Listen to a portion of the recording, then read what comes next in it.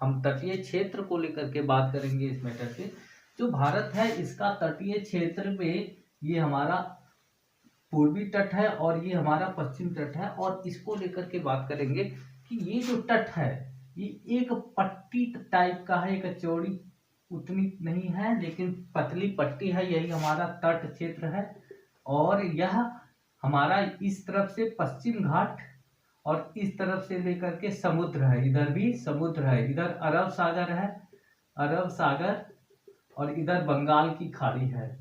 और यहाँ बंगाल की खाड़ी और अरब सागर के बीच ये हमारा पश्चिमी घाट, ये पूर्वी घाट, पूर्वी घाट और बंगाल की खाड़ी के बीच, पूर्वी घाट और बंगाल की खाड़ी के बीच में है हमारा पूर्वी तट। ये पूर्वी तट हमारा पूर्वी घाट और बंगाल की खाड़ी के बीच में है। पश्चिमी तट है पश्चिमी घाट और अरब सागर के बीच में। पश्चिमी तट है हमारा पश्चिमी घाट और अरब सागर के बीच में। इसमें ध्यान देने की जरूरत है, ये जो है उत्तर भाग में ज्यादा चौड़ी है, बीच में पतली है। उत्तर भाग में ज्यादा चौड़ी, बीच में पतली, और बाद में जाकर के नीचे दक्षिणी भाग में ज्यादा चौड़ी है। तो उत्तर में चौड़ी, उत्तर में हमारा क्या है, उत्तर भाग में चौड़ा है, बीच में पतला, फिर दक्षिण भाग चले जाएंगे, दक्षिण के भाग में चले जाएंगे तो वहां पे हमें यह चौड़ा मिलेगा। ये तट की खासियत है। अब इसमें से हम देखते हैं, ये यहाँ से कच्छ, जब हम पश्चिमी तट पे जाएंगे, ये वाला एरिया हमारा पश्चिमी तट है, जब हम पश्चिमी तट पे जाएंगे तो ये कच्छ से लेकर के इधर हमारा पूर्वी तट में गंगा ब्रह्मपुत्र नदी का डेल्टा है। यहाँ पर गंगा ब्रह्मपुत्र नदी का डेल्टा है, इस नदी के डेल्टा के पास यह चली जाती है। तो ये हमारा तट है, और इसमें से हम इसको बांट करके देखेंगे कि इसमें से देखिए, यहाँ से अगर हम पहले हम पश्चिमी तट पर बात करते हैं, पश्चिमी तट के बारे में बात करते हैं, तो इसको हम बांट करके देखेंगे। इसमें पहला हमारा क्या है, ये हमारा है पहला कच्छ का तट, कच्छ का तट है। और यह इस तरीके का जो भाग है भारत का, ये वाला तट कच्छ तट, ये कच्छ प्रायद्वीप है एक प्रकार से। प्रायद्वीप हम किससे कहते हैं, प्रायद्वीप कहते हैं तो तीन तरफ से जो समुद्र से घिरा हुआ हो वह होता है प्रायद्वीप, और चारों तरफ से जो घिरा हुआ हो, समुद्र चारों तरफ हो, जिस भूमि के चारों तरफ समुद्र हो वह है हमारा द्वीप। तो कच्छ भी एक द्वीप ही था, कच्छ था हमारा यहाँ पर द्वीप। और सिंधु नदी इधर से आती है, अपना मिट्टी जमा करती है, और भारत का ये मुख्य तट है, यह भारत का मुख्य तट है, ये कच्छ का प्रायद्वीप है। सिंधु नदी यहाँ से आकर के इसमें मिट्टी भर देती है, तो ये मेन भूमि से, मुख्य भूमि से यह जुड़ जाता है, मुख्य भूमि से। यहाँ ये मुख्य भूमि है, यहाँ मिट्टी भर गया किस नदी के से, सिंधु नदी के जल का मिट्टी यहाँ भर गया, तो धीरे धीरे यह भारत के मुख्य भूमि का क्षेत्र बन गया। अब इसमें से देखते हैं कि यहाँ जो है ना वर्षा कम होती है, कच्छ का जो क्षेत्र है वहां पर वर्षा कम होती है, और साथ साथ समुद्री हवाएं चलती रहती है। इस वजह से यह क्या हो जाता है, शुष्क और अर्ध शुष्क हो गया है। ठीक है, ये खेती के लायक नहीं है। और यहाँ जो पानी है, यहाँ दलदल का निर्माण हुआ है, और यहाँ पर नमी युक्त मृदा मिलती है। ये नमी युक्त मृदा आप इधर उससे आगे बढ़ते चले जाएंगे राजस्थान की ओर, ये कच्छ है, ये राजस्थान की ओर भी बढ़ेंगे तो राजस्थान में चूंकि रेगिस्तान है वह भी नमी युक्त मृदा से भरा हुआ है। तो हम ये देखते हैं। उसके बाद काठियावाड़, काठियावाड़ की ओर हम चलते हैं। जब काठियावाड़ के क्षेत्र की ओर आप चलेंगे तो कच्छ के दक्षिण में है काठियावाड़, और यहाँ भी हवाएं चलती है, और ये हवाएं धीरे धीरे क्या करती है, यहाँ पर दलदल का निर्माण करती है। और यहाँ क्या हम देखते हैं कि कुछ चीजें हैं, कुछ पहाड़ी पहले से अवस्थित है, गिर की पहाड़ियां हैं, गिर पहाड़ियां हैं, गिरनार पर्वत यही है, गिरनार पर्वत जो कि जो है इतिहास में बहुत फेमस है। वहां पे अशोक ने और बहुत सारे राजाओं ने काम करवाया था, वहां पे डैम बनवाया था।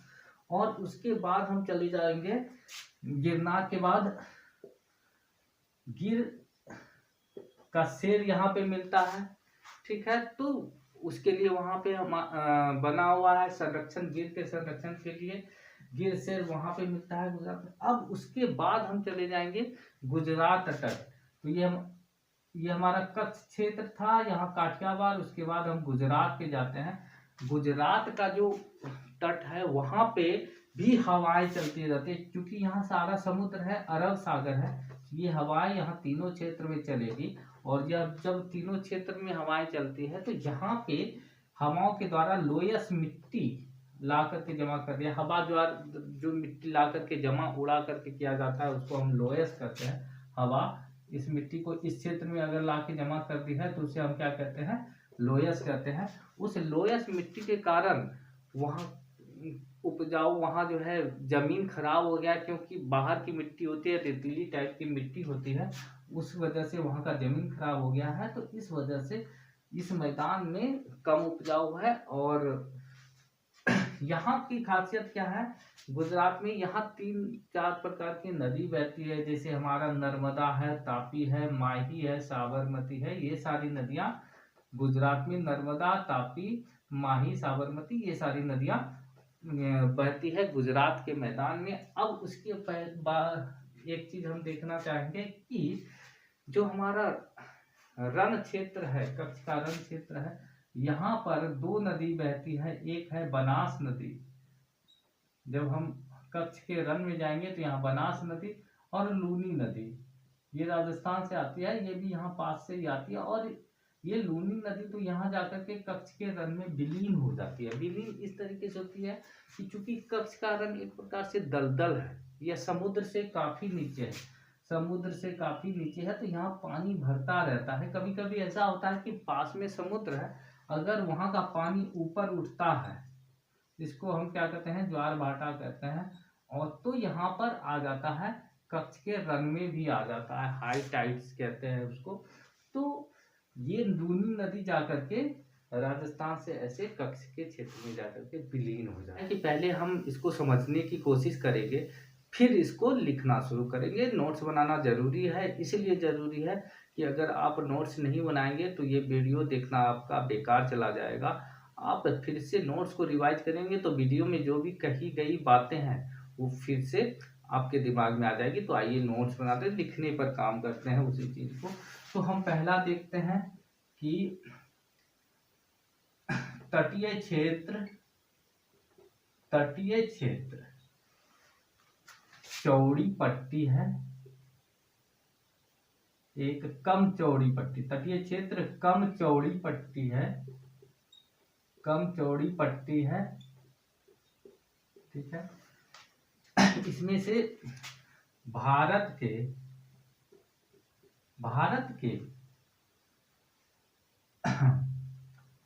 पूर्वी तट, पूर्वी समुद्री तट, पूर्वी समुद्री तट, पूर्वी समुद्री तट तथा पश्चिमी समुद्री तट,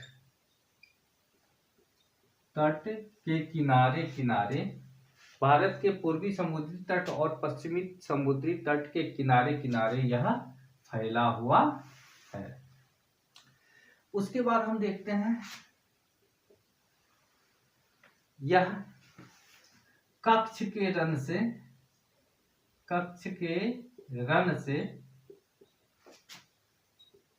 पश्चिम में, यह पश्चिम में कच्छ के रण से पूरब में, पूरब में गंगा ब्रह्मपुत्र डेल्टा, गंगा ब्रह्मपुत्र डेल्टा तक फैली हुई है, ठीक है। तीसरा पॉइंट हम देखते हैं कि यह उत्तरी भाग में चौड़ी, दक्षिणी भाग में भी चौड़ी, उत्तरी भाग में चौड़ी है, दक्षिणी भाग में भी चौड़ी है, और मध्य भाग में कम चौड़ी है, यानी पतली है, ठीक है। अब उसमें से हम देखते हैं,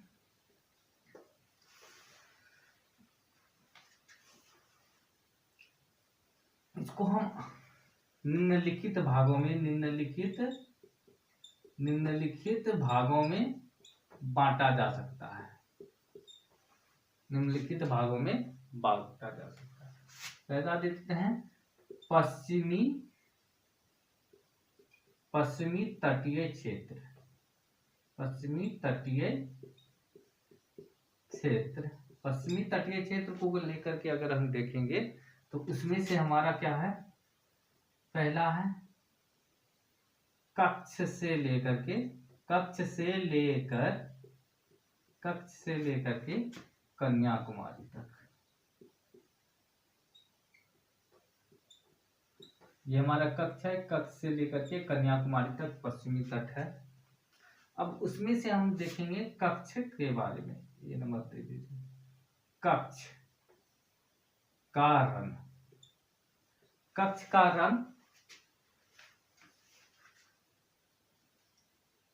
समुद्र तल से काफी नीचे है, समुद्र तल से काफी नीचे है। दलदली क्षेत्र है, यह दलदली क्षेत्र है, ठीक है। तथा यहाँ नमक युक्त मृदा यानी मिट्टी मिलती है। यहाँ नमक युक्त मृदा यानी मिट्टी मिलती है, नमक है वहां पर, समुद्री जल चूंकि आता है वहां, तो इस वजह से नमक युक्त मृदा यहाँ पर मिलती है। समुद्री हवाएं चलती है, समुद्री, यहाँ दूसरा नंबर में लिखे, यहाँ समुद्री हवाएं चलती है। समुद्री हवा चलने की वजह से, जिस कारण से यह क्षेत्र अर्ध शुष्क रह जाता, आधा सूखा है, अर्ध शुष्क रह जाता है, ठीक है। और यहाँ वर्षा भी कम होती है, उसी में लिखिए, यहाँ वर्षा भी कम होती